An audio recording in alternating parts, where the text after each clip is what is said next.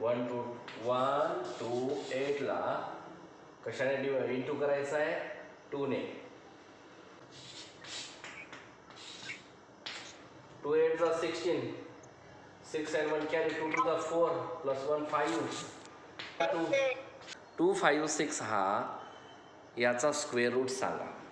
हा 6 6 जा 36, 6 and 3 carry 6 1 जा 6 6 plus 3 9.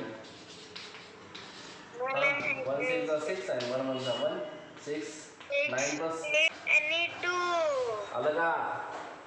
म्हणजे 256 हा 16 हा त्याचा स्क्वेअर रूट आहे आणि 16चा स्क्वेअर हा 256 हा बनतो.